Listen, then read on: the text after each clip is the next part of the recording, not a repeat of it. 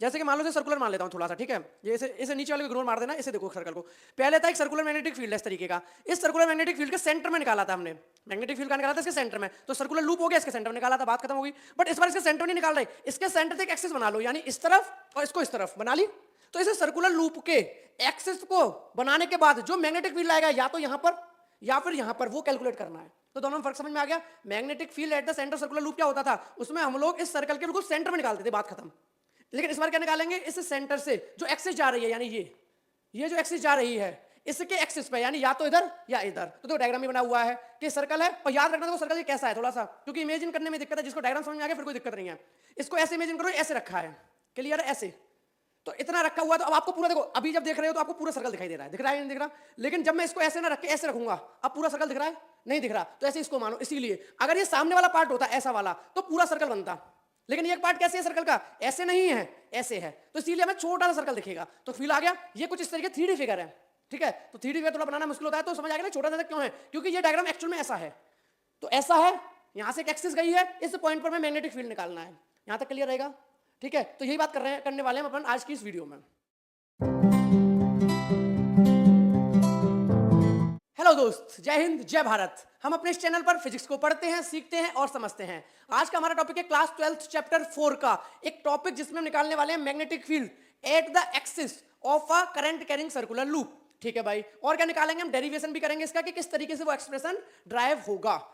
Okay, तो सबसे पहले है कि consider a circular loop of wire of radius a. देखो भाई, इसमें इमेजिन करना पड़ेगा। अगर एक बार बच्चे को डायग्राम समझ आ गया, एक बार आपको विजुअलाइज हो गया, भाई साहब आपको ये हलवा लगेगा बिल्कुल, ये वाला डेरिवेशन। हाँ, अगर कौन सा समझ में नहीं आया तो भले टफ लगे, पर मैं कंफर्म बता रहा हूं, अगर एक बार डायग्राम समझ में आ गया, हलवा लगेगा, एकदम हलवा, ठीक है। और भाई पूरी कोशिश रहेगी समझाने की, ध्यान से समझना कि consider a circular loop of wire of radius A carrying current I. हमने एक सर्कुलर लूप ले लिया जिसमें करंट आई है, जिसकी रेडियस ए है, ठीक है। साथ के साथ में समझाते भी चलूंगा। ये मैंने ले लिया, मैंने एक सर्कुलर लूप ले लिया, ठीक है, जिसकी रेडियस ए है, ठीक है। ऐसे सर्कल मानना, कंफ्यूज मत होना, थोड़ा टेढ़ा मेढ़ा हो रहा है। ये सर्कुलर वायर है, इसकी रेडियस है ए, यानी सेंटर से यहां तक का डिस्टेंस ए, ठीक है। कैरिंग अ करंट आई, इसके अंदर करंट आई फ्लो कर रहा है, कितना आई करंट फ्लो कर रहा है, I, okay. Let the plane of the loop be perpendicular to the plane of paper. अब इसको रखना कैसे, देखो दो तरीके से रख सकता हूं, एक तो ऐसे रख सकता हूं या इसको ऐसे रखूं। तो ये बोल रहे हैं हम ऐसे रखेंगे, यानी जो प्लेन ऑफ पेपर है उसके परपेंडिकुलर, यानी अगर ये बोर्ड मेरा प्लेन ऑफ पेपर है जिसमें मैं लिख रहा हूं तो उसके परपेंडिकुलर रखूंगा, क्लियर है। तो ओरिएंटेशन समझना बहुत क्लियर है। ये करंट का सर्कुलर लूप ऐसे रखा गया है या फिर ऐसे रखा गया है, तो जवाब है ऐसे रखा गया है, यानी जो आपका प्लेन है, जो कि प्लेन ऑफ पेपर है जिसमें लिख रहे हैं, इसके परपेंडिकुलर ऐसे रखा गया, क्लियर है, ठीक है। अब देखो भाई ध्यान समझना, आगे की बात है, मतलब डायग्राम में फील आ जाएगा आपको। ये हो गया, अबे रुक जा यार, ठीक है। तो आगे है, we wish to find the field at an axial point p at the distance r from the centre c. यानी ये कह रहे हैं जो आपका करंट कैरिंग सर्कुलर लूप है, इसके सेंटर से एक पॉइंट दूर है पॉइंट पी, जहां पर कि हमें मैग्नेटिक फील्ड निकालना है। यहां तक बात बिल्कुल क्लियर है। तो अब इमेजिन करना, क्या ये डायग्राम कुछ इस तरीके का नहीं है जो ये डायग्राम बोर्ड बना हुआ है। देखो ये इसका रेडियस ए, इसका रेडियस ए, इसका रेडियस ए, सेंटर से पॉइंट पी दूर, सेंटर से पॉइंट पी दूर है, ठीक है। अब देखो आगे की कहानी सुनना, अगर ये डायग्राम समझ में आ गया ना मेरे भाई, बहुत आसान डेरिवेशन है। डायग्राम ध्यान से समझ लो, यहां तक क्लियर है। तो क्या क्या क्लियर हो गया, सेंटर क्लियर हो गया, सर्कल कैसा है वो क्लियर हो गया। अब आगे ध्यान से सुनना। अब एक बात पहले मुझे ये बता दो, आपको पता है ना कि जब भी मुझे आउटवर्ड डायरेक्शन बतानी होती है तो हम लोग पॉइंट का यूज करते हैं। ये आपने बहुत सीखा होगा वेक्टर में, जब भी आउटवर्ड डायरेक्शन बतानी होती है तो पॉइंट का यूज करते हैं, जब इनवर्ड डायरेक्शन बतानी होती है तो क्रॉस का यूज करते हैं, क्लियर है। ये बात याद है ना, ये काफी बार यूज भी हुई है। तो याद रखना, जब भी मैं बताऊंगा बाहर की तरफ डायरेक्शन है तो मैं पॉइंट बनाऊंगा, और जब भी मैं बनाऊंगा अंदर की तरफ डायरेक्शन है तो मैं क्रॉस बनाऊंगा, क्लियर है। अब कहानी समझना, करंट कैरिंग सर्कुलर लूप है, रेडियस है ए, पॉइंट पी पर हमें निकालना है मैग्नेटिक फील्ड। अब मुझे ध्यान से एक बात बताओ, ये करंट एलिमेंट लिया डीएल। अब मुझे बताओ करंट एलिमेंट डीएल ये होगा भाई, एक बताओ, ये वायर है तो इसका छोटा सा पार्ट ही तो होगा, करंट का फ्लो कर रहा है, इस वाली जगह फ्लो कर रहा है। तो जब मैंने इसको यू लिया तो करंट एलिमेंट क्या होगा, ये वाला पार्ट, ये वाला जो पार्ट है यही तो रहेगा, ठीक है भाई। करंट एलिमेंट ये है, तो मुझे बताओ करंट एलिमेंट का डायरेक्शन किधर है, इधर के इधर। करंट एलिमेंट का डायरेक्शन है आपकी तरफ, देखो करंट यहां से फ्लो करेगा और यू जाएगा नीचे, तो इस पॉइंट पे जो करंट एलिमेंट है उसका डायरेक्शन होगा इस तरफ। फील आया, करंट एलिमेंट का डायरेक्शन होगा इस तरफ। अगर करंट एलिमेंट इस तरफ है और पॉइंट भी कहां है, इस तरफ, तो ध्यान से एक बात बोलने वाला हूं, ध्यान से समझ लेना। क्या मैं एक बात बोल सकता हूं कि ये जो पॉइंट है पी और ये करंट एलिमेंट जो है ये परपेंडिकुलर है कि नहीं? भाई देखो ना, ये करंट एलिमेंट है, ये बाहर की तरफ इस तरफ, यानी ये रहा, और ये जो सेंटर से पॉइंट पी है वो इस तरफ, यानी करंट एलिमेंट इस तरफ, और आपका जो पॉइंट पी है सेंटर से इस तरफ। तो एंगल कितना हो गया, 90 हो गया, नहीं हो गया? तो इसीलिए मैंने इस पॉइंट पर करंट एलिमेंट पर बनाया है पॉइंट, समझ आ गया? बाहर की तरफ, यानी ये रहा वायर, ये रहा वायर, कंपेयर कर रहे हो, पॉइंट पी पर अपन मैग्नेटिक फील्ड निकाल रहे हैं, तो इस जगह पर करंट एलिमेंट की डायरेक्शन है आउटवर्ड। देखो यहां से भी आउटवर्ड और यहां पे ही बना दिया पॉइंट, यानी आउटवर्ड। क्लियर हुआ कि नहीं हुआ भाई साहब? ये समझना बहुत जरूरी है डायग्राम, क्योंकि बच्चा रट्टा मार लेते हैं, उन्हें पता ही नहीं होता कॉन्सेप्ट की कि कैसे फाई आ गया, कैसे डीएल ले लिया, क्या ले लिया, इमेजिन ही नहीं करते हैं तो कैसे समझ आ जाएगा? यहां तक क्लियर है? आगे बढ़ रहा हूं। देखो अब मैंने माना इस डीएल पॉइंट से जो करंट एलिमेंट है उससे पॉइंट पी एस डिस्टेंस की दूरी पर है, भैया पोजीशन वेक्टर तो होगा, तो ठीक है ये रहा करंट कैरिंग एलिमेंट, ये तो था सर्कुलर लूप। अब क्या है करंट कैरिंग एलिमेंट? ये रहा, यानी ये देखो ध्यान से, ये रहा करंट कैरिंग एलिमेंट। अब ये करंट कैरिंग एलिमेंट ये ऐसे रखा है, तो जब ऐसे रखा है तो करंट कैरिंग एलिमेंट की डायरेक्शन ये है, पॉइंट यहां पर है। तो एक बात बताओ, यहां से लेकर उस पॉइंट तक का डिस्टेंस पोजीशन वेक्टर हो गया, क्योंकि डिस्टेंस तो पता होना चाहिए ना, जिस करंट एलिमेंट से आप उस पॉइंट पर क्या निकालने वाले हो, मैग्नेटिक फील्ड, आपको उस पॉइंट का डिस्टेंस तो पता होना चाहिए। तो ठीक है, इन्होंने बोल दिया एस वेक्टर है, और देखो कुछ नया टर्म तो नहीं मिला, डीएल समझ आ गया, करंट एलिमेंट छोटा सा, ए रेडियस हो गई, ए इसकी रेडियस हो गई, और आई इसके अंदर करंट हो गया, आर इसका डिस्टेंस हो गया, एस इसका पोजीशन वेक्टर हो गया।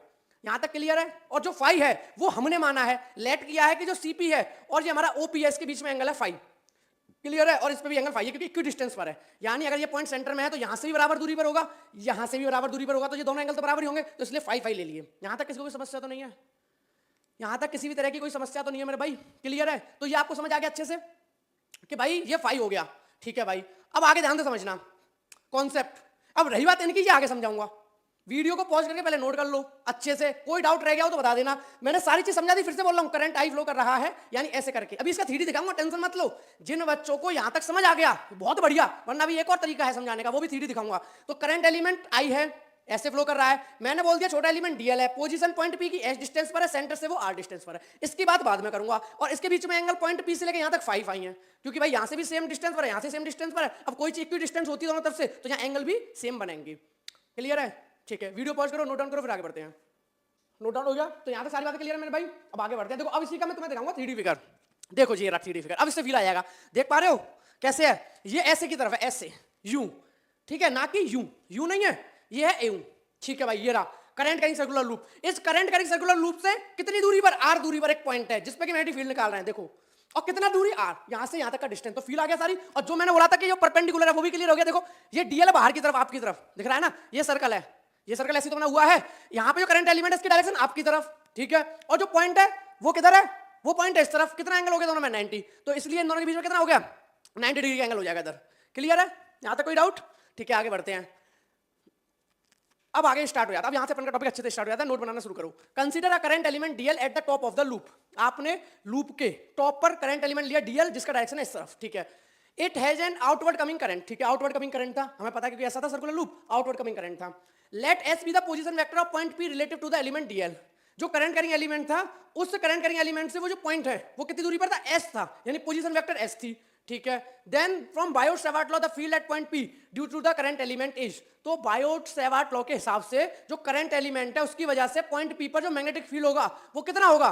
वो पॉइंट पे मैग्नेटिक फील्ड होगा dB equals to mu naught 4 pi I DL sin theta by s square, where mu naught is the constant, 4 pi is the constant, I is the current flowing in the circular loop, dl is the current element, sin theta is the angle, sin theta is the angle between the current element and the position vector, ठीक है भाई। और s is the distance between the current element and the point where you have to find magnetic field, ठीक है।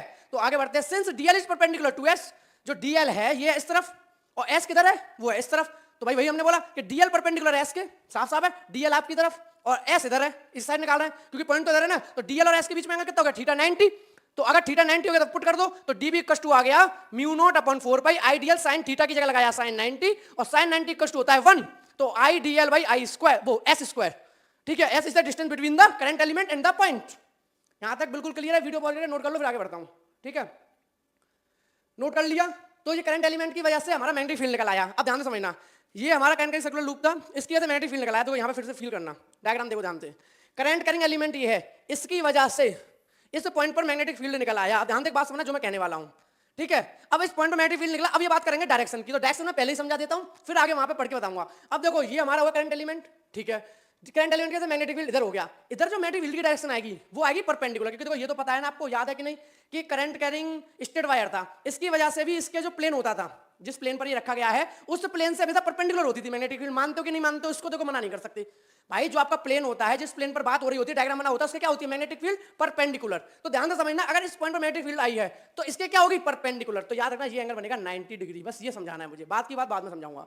यानी जो आपका distance है पॉइंट पी, ये पॉइंट पी माना हुआ है मैंने, जो पॉइंट पी है जिसका डिस्टेंस s है, तो आपका करंट कैरिंग एलिमेंट से पॉइंट पी पर जो मैग्नेटिक फील्ड निकला वो तो ठीक है, जो भी निकला उसकी डायरेक्शन जो है वो होगी ये वाली डीबी की, और मैंने माना वो एंगल कितना है 90 डिग्री होगा, क्योंकि ये तो मैं पहले से पता है कि वो उस सरफेस के या उस प्लेन के 90 डिग्री पर ही मैग्नेटिक फील्ड की डायरेक्शन रखता है कोई भी पॉइंट, तो ये 90 है, ये याद रखना।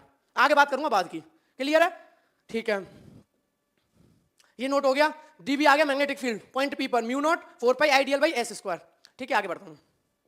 अब आगे बोला है the field DB lie in the plane, the field DB lie in the plane of paper and is perpendicular to S, as shown by P Q. तो वही बात आ गई जो अभी मैंने समझाई कि ये जो बोल रहे हैं कि इस तरीके का डायग्राम है और यहां पर पॉइंट पी पर जो आपका क्या निकला है मैग्नेटिक फील्ड निकला है डीबी, जो पॉइंट पे मैग्नेटिक फील्ड निकला है डीबी, तो बोल रहे हैं the field DB lie in the plane of paper, ये डीबी लाई कर रहा है प्लेन ऑफ पेपर में, and is perpendicular to S, जो आपका ये एस है इसके परपेंडिकुलर निकलेगा। आपका ऐसे ही तो था distance between the current element and the point P, तो इन्होंने बोला कि परपेंडिकुलर होगा एस वेक्टर के S shown by P Q, भैया नाम दे दिया होगा लो पी क्यू। क्लियर है भाई? बस डायग्राम पे फोकस है, बाकी तो सारी कहानी है सही है। आई होप यहां तक बिल्कुल डायग्राम क्रिस्टल क्लियर चल रहा होगा आपको। ठीक है, तो अब आपको 90 डिग्री पता चल गया, आगे की बात करते हैं। अब हम जानते हैं let find the angle between OP and CP. देखो ओ कहां था, ये रहा पॉइंट ओपी और सीपी, ये रहा ओपी और सीपी के बीच में था एंगल फाइव, ये वाली सिचुएशन थी नहीं थी? ठीक है, डायग्राम ध्यान है ना, ओपी और सीपी के बीच में एंगल था फाइव। अब देखो क्या होगा, अब ध्यान से समझना, ये क्या कहने वाले हैं कि अब ये जो पी क्यू के दो कंपोनेंट होंगे कि नहीं, ये तो आप जानते हो किसी भी वेक्टर को दो कंपोनेंट में तोड़ सकते हैं, एक एक्स एक्सिस के अलॉन्ग एक वाई एक्सिस के अलॉन्ग। अब ध्यान से देखना कैसे तोड़ेंगे। अब हमें पता है कि अगर हमें एंगल पता हो तो एंगल पता होना चाहिए, अब एंगल कुछ ना कुछ मानना पड़ेगा कि ये वाला एंगल कितना मान है, बात आती है ये वाला एंगल कितना मान है। ठीक है, अब इस एंगल को और ध्यान से समझना, क्योंकि काफी अच्छे रट्टा मान लेते हैं, उनको बड़ा कंफ्यूजन होता है कि सर ये एंगल कैसे फाई मान लेते हैं, वो मान के चलते हैं ये फाई है तो ये भी फाई है। बहुत बच्चे बोलते हैं जब मैं ऑफलाइन क्लास भी ले रहा होता हूँ कि सर ये फाई कैसे आता है, तो ध्यान से समझ लेना, ये बहुत कॉन्सेप्ट होता है बच्चों के लिए, बहुत कंफ्यूजन होता है। तो देखो फाई है, ये पूरा कितना है 90, तो ध्यान से समझना, डायग्राम फिर से बना रहा हूँ, ये एक है और ये है, ध्यान से समझना, ये पूरा कितना है 90। अब इन्होंने क्या बोला, एक इधर गया ऊपर की तरफ। ठीक है, अब पूछ रहा है ये एंगल कितना होगा, ये एंगल मैंने मान लिया सपोज करो x, कितना मान लिया ये एंगल मैंने x, ये मैंने एंगल माना, ये तो पूरा तो 90 था, ये मैंने एंगल मान लिया x। अब देखो कहानी क्या है, इस तरफ है फाइव, देखना एकदम वही डायग्राम है, ये फाइव है ये फाइव है, इसके बाद क्या है ये पूरा 90 है, फाइव के बाद पूरा ये 90 है। क्लियर है ना, 90 है। अब हमसे बोला जा रहा है ये एंगल कितना है, मैंने मान लिया ये एंगल है x। ठीक है, अब ध्यान से समझना क्या करने वाला हूँ बहुत अच्छे से। अब मुझे एक बात बताओ, पहले मैं सिर्फ ही कर दे रहा हूँ, उधर ही समझा दूंगा। अब देखना वो मैं बताऊंगा फाई कैसे आया एंगल। तो देखो मेरे भाई क्या हुआ, ये आपका है पूरा 90 और ये मैंने मान लिया x और ये वाला फाई है। अब एक बात बताओ, जो ये वाला परपेंडिकुलर वाई एक्सिस है क्या वो इसके 90 है कि नहीं, यानी कि क्या ये वाला एंगल 90 है कि नहीं, ऐसे ये 90 डिग्री है कि नहीं, हाँ या ना, ये पूरा 90 डिग्री है। अब एक बात बताओ, ये पूरा 90 डिग्री और इतना पार्ट फाई है, इतना पार्ट फाई है, तो बचा हुआ कितना होगा 90 माइनस फाइव। मानते हो कि नहीं, कोई दिक्कत किसी को? अगर एक बताओ ये पूरा 90 तो साफ साफ दिख रहा है ना, ये इसके परपेंडिकुलर है सीधी, तो ये पूरा 90 और बचा हुआ फाइव है, तो ये लेफ्ट वाला जो बच गया वो 90 माइनस फाइव बचेगा, कोई दिक्कत? ये बच गया 90 माइनस फाइव। अब एक बात बताओ, हमसे बोला गया था OP is perpendicular to P Q, क्या बोला था, OP is perpendicular to P Q. ध्यान से देखो, ओपी परपेंडिकुलर पी क्यू के, यानी ये पूरा एंगल 90 है इस बार, है कि नहीं? अब ये पूरा एंगल 90 है तो ऐड कर दो 90 minus five plus X equal to 90 होगा, क्योंकि खुद देखो ना ये वाला एंगल कितना है 90 माइनस फाइव और ये वाला कितना है x, तो पूरा एंगल कितना बनना है 90, ये पूरा एंगल यहां से लेके यहां तक 90, तो क्या मैं ऐसे लिख दूं इसे 90 माइनस फाइव यानी इतना पार्ट और ये प्लस x इक्वल टू 90। ये चीज गिवन है कि नहीं, हाँ कि ना? बस अगर ये पॉइंट समझ आ गया तो हो गया प्रॉब्लम सॉल्व कर लो। तो 90 माइनस फाइव इधर पहुंचा दो तो x इक्वल टू क्या हो जाएगा 90 माइनस 90 प्लस फाइव और 90 से 90 कट गया तो x इक्वल टू कितना आ गया 5, x इक्वल टू कितना आ गया 5। तो जो लोग पूछते हैं ना कि भाई इसको भी कैसे 5 मान लेते हैं, अगर ये वाला पार्ट 5 होता है तो इसको भी हम क्या मान लेते हैं इधर वाले को 5, तो इसीलिए मान लेते हैं 5 क्योंकि सॉल्व करके दिखा दिया। अगर फिर भी समझ ना आया हो तो एक बार तो वीडियो को रिमाइंड करके फिर से देख लो अच्छे से ध्यान से, और फिर भी ना समझ में आए तो कमेंट कर देना, फिर से समझा दूंगा। ठीक है मेरे भाई, तो आगे की बात समझते हैं। आगे अब डायग्राम को रफ कर देता हूं क्योंकि ज्यादा कॉम्प्लिकेटेड हो गया है, फिर अभी फिर से नया डायग्राम बना के समझा दूंगा। तो आपको समझ आ गया वो एंगल कितना हो गया 5 हो गया। अब जब वो एंगल 5 हो गया तो आगे कैलकुलेशन कर देते हैं। तो देखो डायग्राम कैसा था, डायग्राम फिर से ना दे रहा हूं, ये सर्कुलर लूप था, ठीक है, पॉइंट पी यहां पर था, यहां पर डी भी निकला था जो कि परपेंडिकुलर था, ये डी भी निकला था, हमने इसके दो कंपोनेंट कर दिए थे ये वाले, तो हमें ये वाला एंगल पता चल चुका 5। कैसे पता चला, क्योंकि हमारा ये वाला एंगल 5 है, तो ये वाला एंगल 5 है तो हमने बोला भी 5 निकाल लिया। कैसे निकाला अभी बात हो चुकी है। तो ये 5 हो गया तो हमें पता है जो एंगल की साइड वाली साइड होती है वो होगी डीबी कॉस थीटा और ये वाली हो जाएगी डीबी साइन थीटा, हाँ कि ना? सेम यहाँ पर हो जाएगा नीचे, इधर वाला डीबी कॉस थीटा यानी इस वाले करंट एलिमेंट की वजह से, तो डीबी कॉस थीटा और इधर वाला dB sine theta, dB sine theta. Clear है? अभी ये वाला डायग्राम आपको नेक्स्ट स्लाइड पे भी मिल जाएगा, कोई दिक्कत वाली बात है, समझाने के लिए था। तो यहाँ आप क्या ध्यान से देख रहे हो, देखो इन्होंने क्या बोला कि dv sin phi along the axis, जो dv sin phi है वो along the axis है, जिधर मतलब एक्सिस थी करंट कैरिंग सर्कुलर लूप की जो एक्सिस थी उसी के along है d phi, ठीक है, dv sin phi, और dv cos phi perpendicular to the axis, और जो एक्सिस थी करंट कैरिंग सर्कुलर लूप ऐसा था, आपकी एक्सिस ये थी, तो एक्सिस पर जो इसके एक्सिस के अलॉन्ग है वो तो dv sin phi है, और परपेंडिकुलर कौन है, dv cos phi, यानी एक्सिस के परपेंडिकुलर है dv cos phi। तो आगे बोला for any two diametrically opposite element, यानी अगर ये एलिमेंट ले लो ये ले लो, डायमेट्रिकली अपोजिट एलिमेंट के लिए लूप के the component perpendicular to the axis of the loop will be equal and opposite will cancel out. यानी इन्होंने बोला है जो diametrically opposite current carrying element होंगे, यानी ये और ये, तो इस पॉइंट पे बना, तो देखो ये परपेंडिकुलर ऊपर की तरफ, dv cos theta नीचे की तरफ, तो भैया क्या हुआ, कैंसिल आउट कर देंगे। यानी जितने भी, अब जैसे आगे इधर बढ़ोगे तो इधर वाला डायमेट्रिकली अपोजिट, इधर बढ़ोगे तो इधर वाला डायमेट्रिकली अपोजिट, तो यानी जो डायमेट्रिकली अपोजिट हैं इनकी वजह से जो भी मैग्नेटिक फील्ड होगा किसी भी पॉइंट पर, उनके वर्टिकल कंपोनेंट एक दूसरे को कैंसिल आउट कर देंगे, यानी उनका कोई भी रोल नहीं होगा उस पॉइंट पर मैग्नेटिक फील्ड निकालने में। तो बात आती है कि सारा का सारा जो रोल है वो किसका होगा, जो ये dv sin phi है, यानी कि जो मैग्नेटिक फील्ड का कंपोनेंट एक्सिस के अलोंग है, सिर्फ और सिर्फ वही पार्टिसिपेट करेंगे उस पॉइंट पर मैग्नेटिक फील्ड को कैलकुलेट करने में। यहां तक बात बिल्कुल क्लियर है, ठीक है? तो इसको वीडियो पॉज कर नोट डाउन करो, फिर आगे बढ़ता हूं।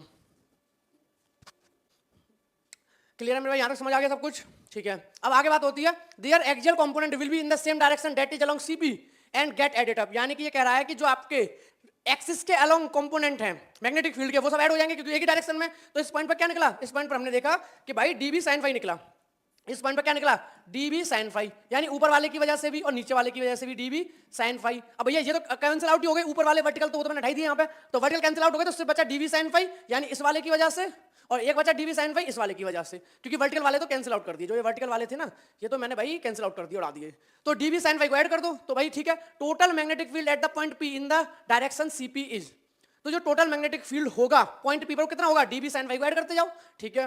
तो b equals to integration of dv sin phi, यानी dv sin phi क्या कर दो, इंटीग्रेट कर दो, आपको टोटल मैग्नेटिक फील्ड पता चल जाएगा एट पॉइंट p। तो आगे बढ़ते हैं, हम जानते हैं sin phi इक्वल्स टू क्या होगा, तो ध्यान से समझना, ये कितना था, phi था, ठीक है? क्या ये राइट एंगल ट्रायंगल है 90 डिग्री, ये राइट एंगल ट्रायंगल है OCP, if OCP is the right angle triangle then can we apply Pythagoras theorem, obviously no problem, तो पाइथागोरस थ्योरम लगा दो। तो पाइथागोरस थ्योरम से, पाइथागोरस थ्योरम तो क्या नहीं लगानी हमें, क्योंकि एस आर और ए तीनों हमें पता है, पाइथागोरस थ्योरम तो हमें तब लगानी पड़ती जब हमें हाइपोटेन्यूस निकालनी होती है। चलो पाइथागोरस थ्योरम को हटाओ, अब क्या करो इसमें सिंपली आप साइन की वैल्यू लगा लो, साइन या कॉस की वैल्यू लगा सकते हैं, राइट एंगल ट्रायंगल, ठीक है भाई? अब एक बात बताओ, साइन फाई क्या निकलेगा, साइन फाई या साइन थीटा फॉर्मूला क्या होता है, p अपॉन एच, क्या होता है, p अपॉन एच, तो sine phi equals to p upon H. अब ये तो आपको पता ही होगा परपेंडिकुलर क्या होता है, एंगल के जस्ट सामने वाला, ठीक है भाई?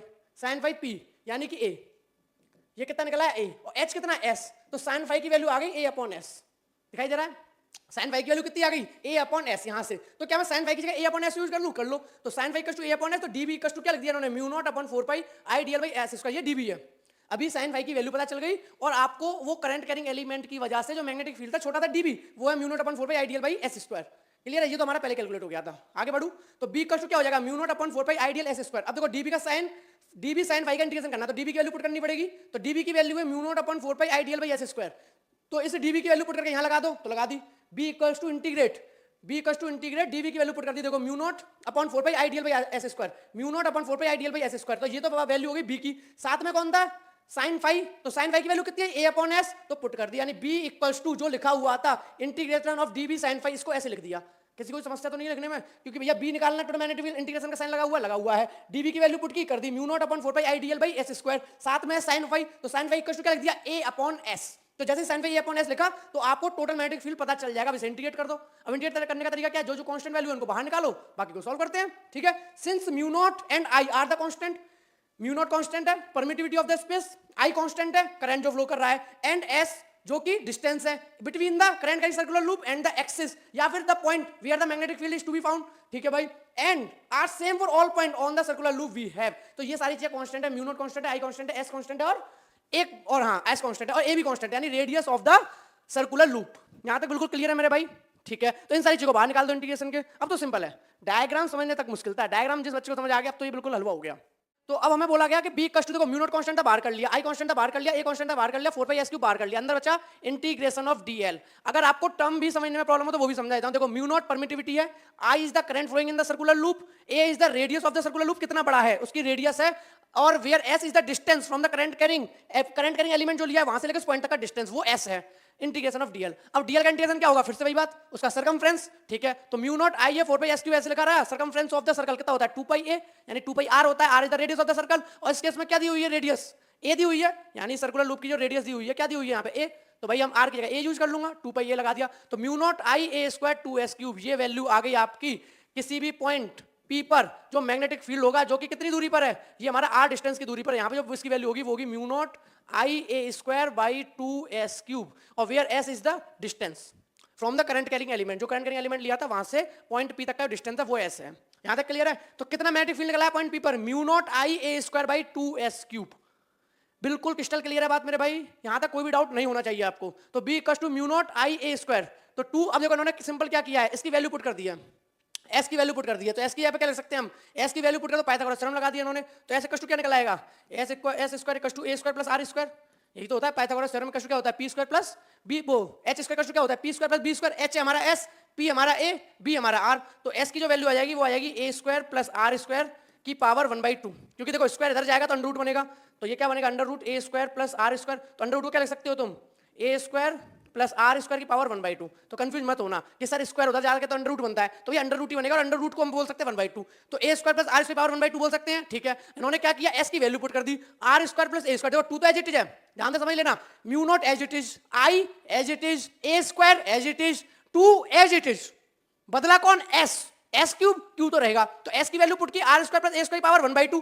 पूरी पावर थी 3, तो क्या बन जाएगा r² प्लस a² की पावर है 1/2, और फिर ये कह रहे हैं पूरे का क्यूब, तो कितना हो गया r² प्लस a² की होल पावर 1/2 इंटू 3/2, तो देखना वही लिख दिया कि नहीं, r² प्लस a² की पावर 3/2, तो यानी ये मैग्नेटिक फील्ड निकल आया पॉइंट P पर due to the current carrying circular loop, और कहां निकला है, एक्सिस पर, जो करंट कैरिंग सर्कुलर लूप है उसकी कोई भी एक्सिस पर, किसी भी पॉइंट पर एक्सिस के, बस वो डिस्टेंस s होना चाहिए, चाहे फिर वो यहां पर हो, यहां पर हो, यहां पर हो, या फिर पीछे की तरफ हो, कहीं भी हो, यानी इस करंट कैरिंग सर्कुलर लूप की एक्सिस पर निकला है, करंट कैरिंग सर्कुलर लूप ऐसे है तो इसकी एक्सिस पे, चाहे यहां यहां यहां या कहीं भी निकाल लो, वो डिस्टेंस वेरी करता जाएगा, डिस्टेंस दिखता जाएगा, बात क्लियर है मेरे भाई, ठीक है। अब ऐसा इन्होंने क्यों किया, क्योंकि s के टर्म में ना लिख के इन्होंने a और r के टर्म में लिख दिया, क्योंकि हमें यहां से डिस्टेंस पता करना ज्यादा आसान होगा कि सर्कुलर लूप से पॉइंट कितना दूरी पर है, यानी कि r, और सर्कुलर लूप की रेडियस कितनी है a, तो यानी इन्होंने एक तरीके से जो डिस्टेंस s होता है, जो करंट कैरिंग एलिमेंट से पॉइंट p तक का होता है, उसको क्या कर दिया, एलिमिनेट कर दिया, उसको हटा दिया, उसको हटा के किस में एक्सप्रेस कर दिया, a और r में, यानी a radius of the circular loop, r is the distance from the centre circular loop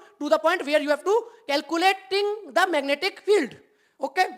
तो 2r² by 3/2 as the direction of the field is along positive x direction, so we can write, अब हमें पता है magnetic field direction किधर है, इस तरफ, positive x axis की तरफ है, तो आगे इन्होंने बोला हम क्या देख सकते हैं, b vector equals to mu naught I a², mu naught I a² 2r² a² की पावर 3/2 i कैप, सिंपल, इन्होंने बस डायरेक्शन लगा दिया, देखो mu naught as it is, I as it is, a² as it is, 2 as it is, r² plus a² power 3/2 as it is. अब चूंकि इन्होंने बोला कि मैग्नेटिक फील्ड का डायरेक्शन है और किधर है, पॉजिटिव एक्स एक्सिस की तरफ अलोंग, तो आपको पता है आई कैप डायरेक्शन बताता है एक्स एक्सिस का, जे कैप वाई एक्सिस का बताता है, आई जे के कैप जेड एक्सिस का, तो इस तरीके से पता है एक्स एक्सिस का क्या होता है आई कैप, तो B vector equals to mu naught I a² 2r², बस आई कैप लगा दिया, यानी डायरेक्शन है इस मैग्नेटिक फील्ड का जो कि पॉइंट पी पर है along the positive x axis, इस तरफ, ठीक है। ये सर्कुलर लूप था, इस सर्कुलर लूप की एक्सिस पर हमने मैग्नेटिक फील्ड निकाला था, इस पॉइंट पर जो मैग्नेटिक फील्ड निकला था उसका जो डायरेक्शन किधर है, x axis, positive x axis की तरफ, क्लियर है मेरे भाई, ठीक है। अब कुछ और बात और कर लेते हैं, छोटी सी कुछ स्पेशल केसेस की, जैसे इन्होंने बोला if the coil consist of n turn, अगर n टर्न है सर्कुलर लूप के अंदर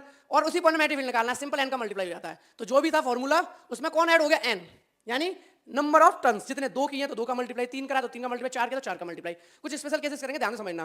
देखो अभी हमने इससे पहले वाले लेक्चर में क्या पढ़ा था, magnetic field due to the current carrying circular loop, magnetic field due to the centre of current carrying circular loop. देखो यहाँ स्पेशल केस में आएगा कैसे, at the centre of the current loop. अब ये कह रहा है कि जो ये करंट कैरिंग सर्कुलर लूप है ना, हमने अभी तो निकाला था पॉइंट पी पर मैग्नेटिक फील्ड, वो कह रहा है पॉइंट पी पर नहीं निकालना, इसके सेंटर पर ही निकालना है। कहाँ निकालना है, इसके सेंटर पर ही। तो अब ये पता कौन सा केस आ गया जो आपने ये किया था कि भैया बताओ सेंटर पर मैग्नेटिक फील्ड कितना होगा, यानी ये वही केस आ गया। बस दिखने में अलग क्यों है, क्योंकि ये डायग्राम है ऐसे और इसको ही पकड़ के क्या कर दिया ऐसे, इसीलिए अलग हो गया। जो चीज ऐसे थी उठा के ऐसे कर दी, तो इसलिए फर्क है दोनों का मीनिंग सेम। यहां पर भी करंट कैरिंग सर्कुलर लूप के सेंटर में, यहां पर भी करंट कैरिंग सर्कुलर लूप के सेंटर में। ठीक है, मैग्नेटिक फील्ड कितना निकलेगा, उतना ही निकलेगा जो आपने पिछले वाले डेरिवेशन में किया था। लेकिन अगर आपका मन है मैं तो सीधे कैलकुलेट करूंगा, उस एक्सप्रेशन को तो कर लो। हमारा मैग्नेटिक फील्ड कितना होता है वैसे, B equal to mu naught N I A square by 2a³ अब देखो ध्यान से समझना कि जो आर है, आर क्या था, डिस्टेंस।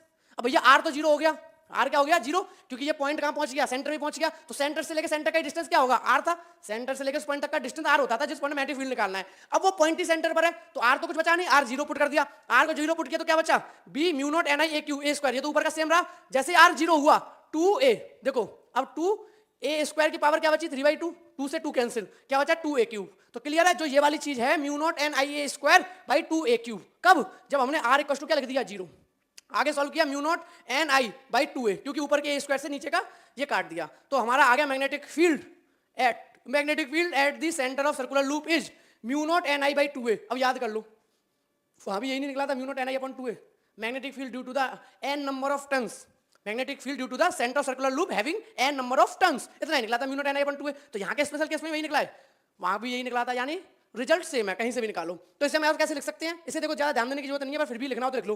देखो इन्होंने कैसे लिख दिया है, बी इक्वल टू, ध्यान समझना, mu naught N I H T लिखा था, इन्होंने ए एक्स्ट्रा लिख दिया। और ए क्या पहले बता देता हूं, ए है आपका pi r square, area of the circle, pi r square. तो नीचे क्या करना पड़ेगा, अब आपने पाई आर स्क्वायर बढ़ा दिया तो नीचे भी आपको पाई आर, आर यहाँ पे क्या है रेडियस, तो सर्कल की रेडियस यहाँ क्या मानी है ए, यहाँ पर तो हमने सर्कल की रेडियस ए मानी है ना, तो पाई आर स्क्वायर की पाई ए स्क्वायर लिखो तो ज्यादा बेटर है। तो इस सर्कल का एरिया कितना हो जाएगा, area of the circular loop pi a square, हाँ कि ना, यानी जो ये सर्कुलर लूप है इसका एरिया कितना हो जाएगा, पाई ए स्क्वायर, क्योंकि रेडियस है ए, तो पाई ए स्क्वायर आपका एरिया हो गया। तो जब आप पुट करोगे तो उन्होंने क्या किया, सिंपल ऊपर ए का मल्टीप्लाई किया और नीचे भी ए का मल्टीप्लाई किया। अब आप कहोगे सर नीचे तो मैं ए दिख नहीं रहा, तो ध्यान से समझो उन्होंने कैसे लिखा है, यहां लिख के दिखाता हूं।